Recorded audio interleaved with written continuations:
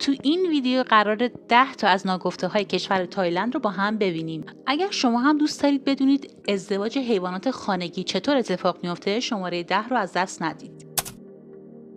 اسم تایلند در زبان تایلندی پراتت تای بوده که به معنی سرزمین آزاد هست. جالبه بدونید که تایلند تنها کشوریه که در جنوب شرق آسیا هرگز توسط یک دولت اروپایی مستعمره نشده. این اصطلاح ممکنه به یک گروه قومی اشاره داشته باشه که ریشه بسیار از مردم تایلند هست. تایلند کشوریه که بزرگترین مزرعه کروکودیل، بزرگترین رستوران، طولانی‌ترین پل معلق تک مسیره و بلندترین هتل جهان رو داره.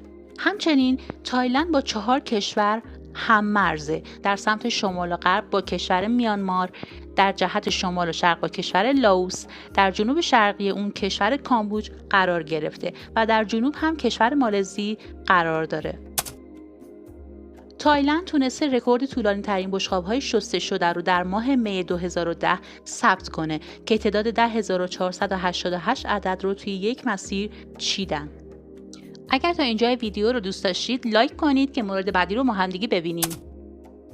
به طور سنتی توی کشور تایلند پاها مورد کم توجهی قرار گرفتن چون که اونها وابستگی انسان رو به زمین نشون میدن و دلیل اصلی رنج بشر می باشن. بنابراین یک فرد زمانی که در یک مکان مذهبی یا در مقابل شخص دیگری حضور داره نباید پاهای خودش رو نشون بده و اونها باید حتما در زیر بدن قرار بگیرن. توی تایلند سر مهمترین قسمت بدن به شمار میره. بنابراین هیچ کس نباید سر شخص دیگری حتی یک کودک رو لمس کنه. علاوه بر این تایلندی‌ها همیشه سعی میکنن تا سر خودشون رو پایین‌تر از کسی که بزرگتر یا مهمتر هست نگه دارن. یکی از نادرترین موجوداتی که توی تایلند میتونید پیدا کنید ماداسکیپر هست. این موجود نوعی ماهیه که قادر به راه رفتن بر روی زمین و بالا رفتن از درختان هست. این ماهی میتونه با استفاده از بالاهای خودش حرکت کنه و اکسیژن رو از پوست خودش جذب کنه.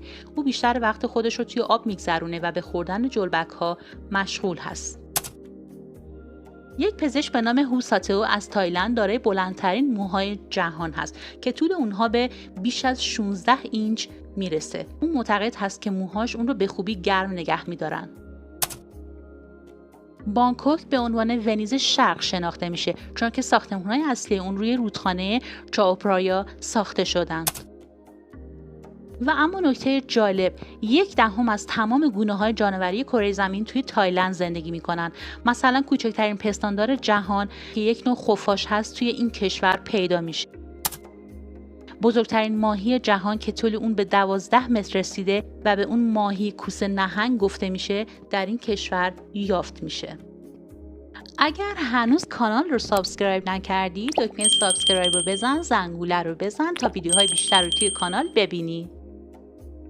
در سال 1996 دو گربه نادر چشم الماسی به نامهای پت و پلوی توی تایلند برای اونها مراسم عروسی گرفته شد که هزینه اون بالغ بر 16241 دلار برآورد شد. این گران قیمت‌ترین ازدواج حیوانات خانگی محسوب میشد.